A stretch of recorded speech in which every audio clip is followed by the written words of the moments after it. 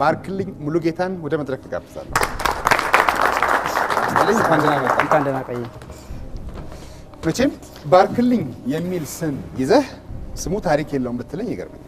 አረ ታሪክ አለው። ምንድነው ታሪኩ? ታሪኩ ማዘሬ ነች ያወጣችልኝ፣ እናቴ ነች። ይሄን ልጅ ባርክልኝ ታናሽም ታላቄም ሲሞቱ በመሀል የነበርኩት እኔ ነኝ እና ቢያንስ ይሄን ልጅ ባርክልኝ አለች። ተባርካል። ቀላለው ድምፅህን ከፍ አድርገህ።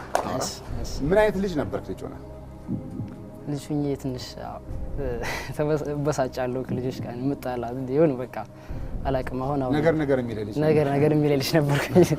አሁን እንዴት ነው? አሁን ጨርሰዋል? አሁን ትንሽ ነገሩን ትቼዋለሁ። አዲስ መስመር ጀምሬያለሁ። ምንድን ነው የምትሰራው?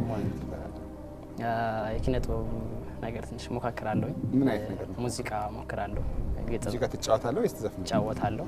ግጥምና ዜማዎችም እሰጣለሁ። እስካሁን ያልወጡ ናቸው ግን ስቱዲዮ ውስጥ ያሉ ስራዎች አሉ። በጣም ጥሩ። ለማን ሰጥታለህ? አሉ ገና ከስቱዲዮ ያልወጡ ናቸው። ስለዚህ ሲወጡ ብትሰማ አይሻልም? እዛ ላይ ይታያቸዋል። አንተ በደምብ ታንጎራጉራለህ? ትጫወታለህ? እንደዛ ሞክራለሁ። የሰራኸው ነገር አለ ኦፊሻሊ የሚታወቅ?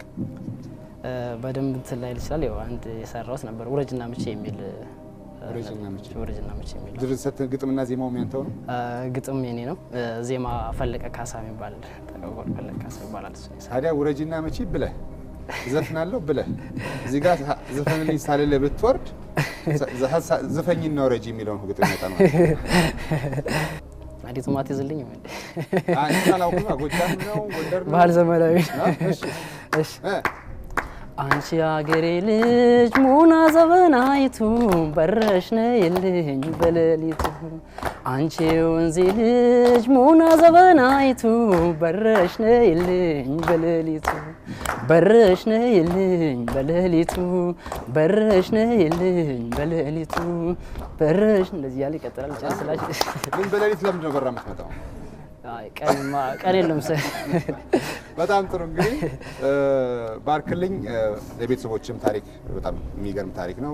ቤተሰቦችም ባርክልኝ ብለው ተባርከላቸው እዚህ ስለደረስክ ደስታችንን እንገልጻለን። ደግሞ በኪነ ጥበቡ ሙያ ያሰብክበት እንድትደርስ መልካም ምኞታችንን እንገልጻለን። እሺ፣ አመሰግናለሁ።